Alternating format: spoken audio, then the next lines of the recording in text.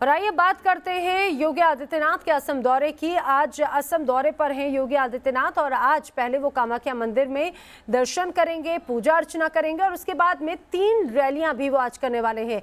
बताएं, कामाख्या मंदिर देश के 51 शक्तिपीठों में से एक है और ये मंदिर तंत्र मंत्र के जरिए सिद्धि पाने वालों के लिए आस्था का बड़ा केंद्र है। असम के चुनावी माहौल में तमाम बड़े राजनेता अपने दौरे की शुरुआत इसी मंदिर से कर रहे हैं। देखिए कैसे ये शक्तिपीठ असम में सत्ता तक पहुंचने का अहम पड़ाव बन चुका है।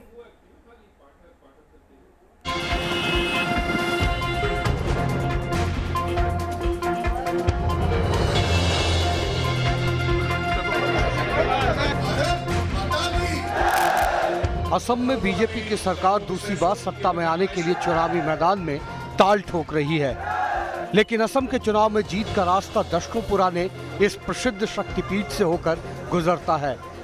गुवाहाटी असम की राजनीति का केंद्र है और यहीं मौजूद है मां कामाख्या का मंदिर।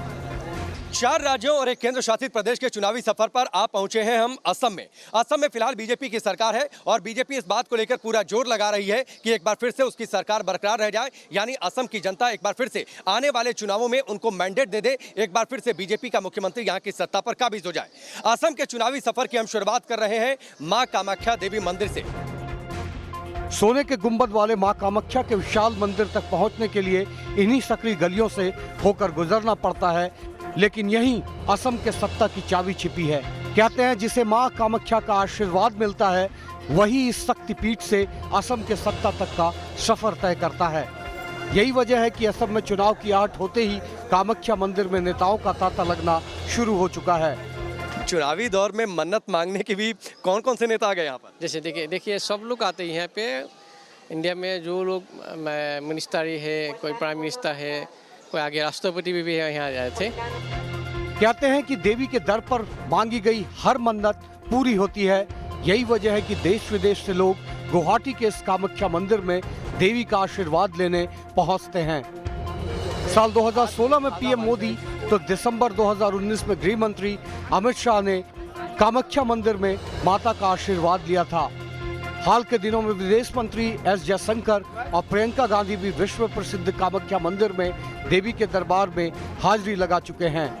तो आगे 2016 में भी नरेंद्र मोदी साहब यहाँ पे आए थे, अमित शाह भी आते थे, बीच में कभी असम में जब आते हैं ना वो आते हैं।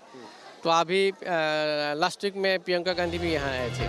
देश के 51 शक्तिपीठों में से एक कामाख्या मंदिर में दर्शन के लिए एक बार फिर से वीवीआईपी भक्तों में होड़ मची है।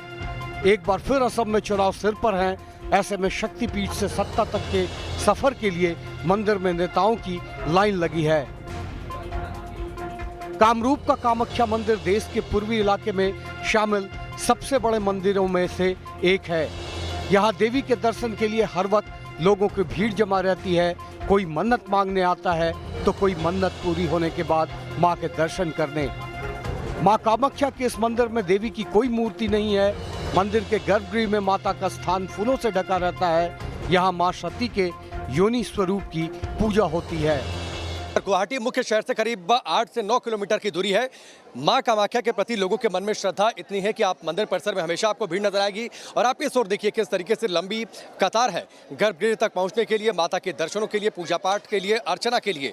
इस मंदिर को लेकर अपनी मान्यता है। जब आप मंदिर के अंदर जाएंगे तो कोई तस्वीर वैसी माँ की आपको नजर नहीं आती है। हालांकि गर्भगृह से बाहर माँ की एक मूर्ति जरूर रखी हुई है जहाँ पर लोग पुष्प अर्पित करते हैं। असम के चुनाव में नागरिकता संशोधन कानून, घुसपैठ, रोजगार, उग्रवाद और विकास जैसे मुद्दों की धूम है, लेकिन किसी भी चुनावी दांवपेच से ऊपर राजनीतिक दल के नेता इस शक्तिपीठ में देवी के आशीर्वाद को जीत के लिए सबसे बड़ा मंत्र मानते आए हैं। कि ये शक्ति स्थान है। शक्ति स्थान पे आके जो भक्त लोग माता का दर्शन के लिए आते हैं, कोई मंगन मांगने आते हैं, जरूर माने कामना करते हैं। शुद्ध मन से माँ का दरबार में आएंगी तो जरूर उसका कामना होता है। यह हम लोग का परंपरा हिसाब से हम लोग चलता है।